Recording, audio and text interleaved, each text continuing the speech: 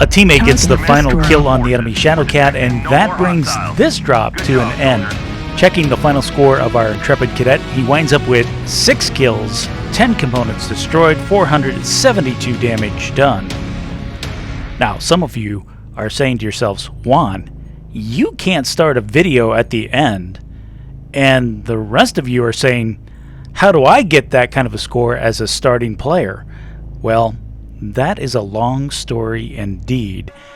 And as with any good story, you have to start at the beginning. Hopefully you've gotten to this video before you start your piloting career, or you're in the very early stages.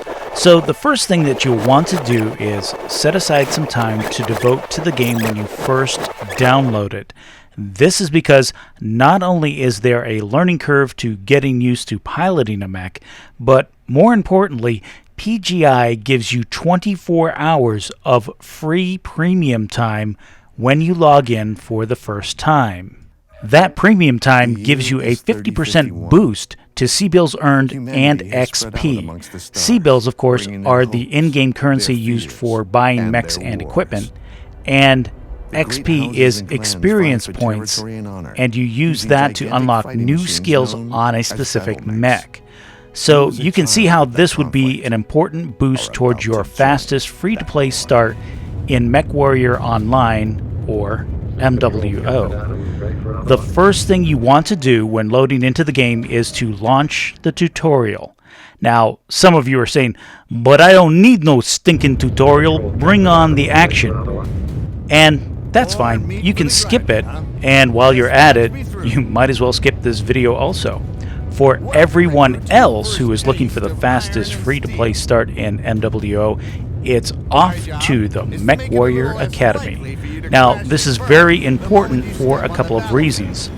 First, the tutorial will get you familiar with mechs, controls, piloting, and weapons, the perfect place to get a feel for things. Trust me, you do not want to be learning all of this at once under live fire. I'll let you get acquainted with Captain Adams on your own time, because I brought you here specifically for the super secret way towards your fastest free-to-play start in MWO. You will want to complete the basic tutorial and then go straight to the Pilot Challenge. This is a timed navigation course with CBills awarded based on how fast you complete the course. Complete this course as many times as it takes to achieve and unlock all 3 tiers, that's bronze, silver, and gold statuses, as each one of those gives you a 500,000 CBill bonus, and they all stack. Now, if you have followed my advice thus far, you should be on the home page of your account with 24 hours of premium time and 5 million CBills in your coffers to start your career. Now comes the biggest pitfalls that I wished someone like present me would have told past me. At the top left, there is a tab for Select Mech. This will lead you to the free trial mechs PGI offers you to take for a test spin on the battlefield. Do not do this. If you want the fastest free-to-play start in MWO, we will be taking another path. And that's because the trial mechs cannot be altered in the mech lab, and more importantly, you cannot earn XP on these mechs. So, we are instead going to go shopping. And that's when we run face first into the 2 next biggest pitfalls. First, no one told me that you start the game with only 4 mech bays, and that each mech you own has to have its own mech bay. So, quickly diving into the math, it would appear 4 mech bays means you can only have 4 mechs.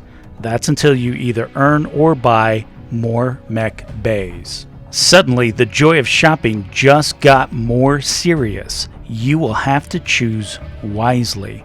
I strongly advise new pilots not to buy an assault or a light mech as your first mechs. I know, I'm crushing someone's dreams of going across the battlefield in your Atlas and single-handedly wiping out the enemy team. But this advice is because assault mechs are, one, too expensive for us to afford unless there's, I don't know, a 50% sale going on, maybe like an 80-ton assault mech. And secondly, all that armor and firepower comes at the cost of speed.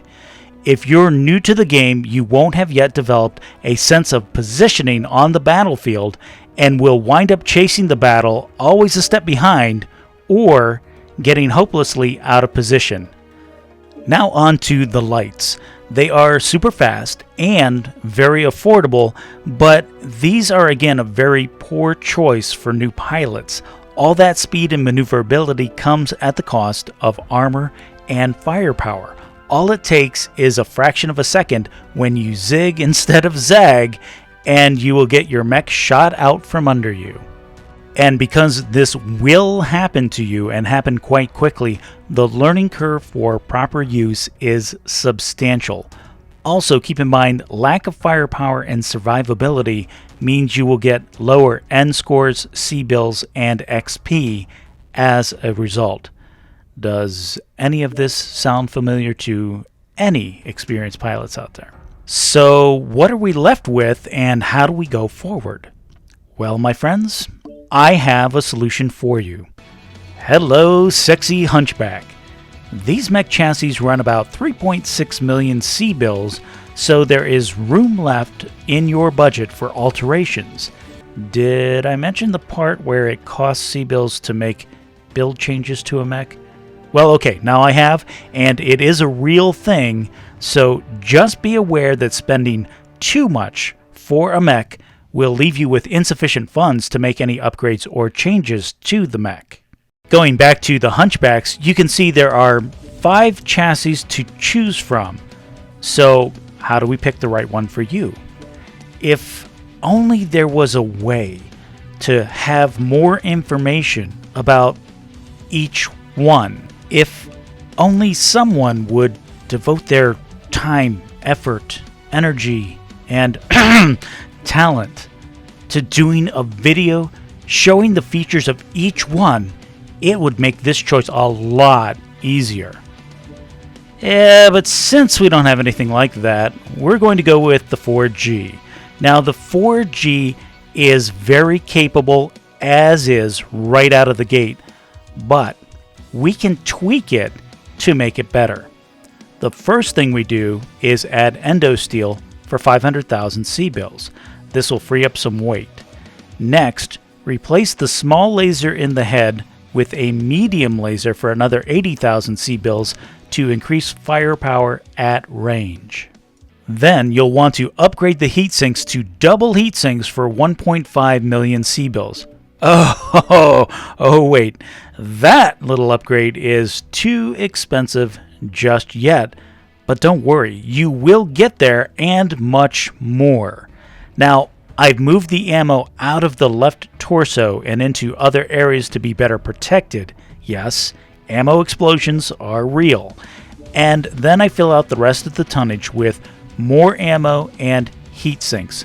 Just be mindful of what you put in the left torso, as you will want to use that side for torso twisting toward enemy fire to protect that big AC-20 in the right torso.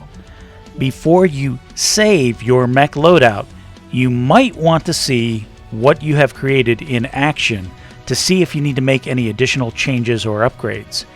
In the bottom right of this screen is a button labeled Enter Testing Ground. Clicking on this brings up a list of all in-game maps, and you can choose any of them to do trial drops on to test your creation, learn the maps, and fine-tune any adjustments to the game settings, all before you drop into real live combat. Now, your view screen might be slightly different from mine, but this is what I see, exactly the way I see it every time I go into this map. When you're finished in the testing ground, hit the escape key and click Quit Match to go back to the mech lab. If you're satisfied with your build, click the yellow Save button on the left side. Congratulations, you have just invested 615,000 C-bills into your new mech with which to go forward seeking fame and riches on the battlefield. Once you start dropping for quick play matches, you will earn more C-bills for future upgrades like consumables and double heat sinks. You will also start to earn XP on this mech that you can use to unlock skill nodes for this specific chassis to improve its performance even further. Please leave a comment down below if this was helpful or if there was something I inadvertently might have missed, and be sure to click on the like and subscribe buttons to help get this content out to more new pilots. And as always, I look forward to seeing you in the drop zone.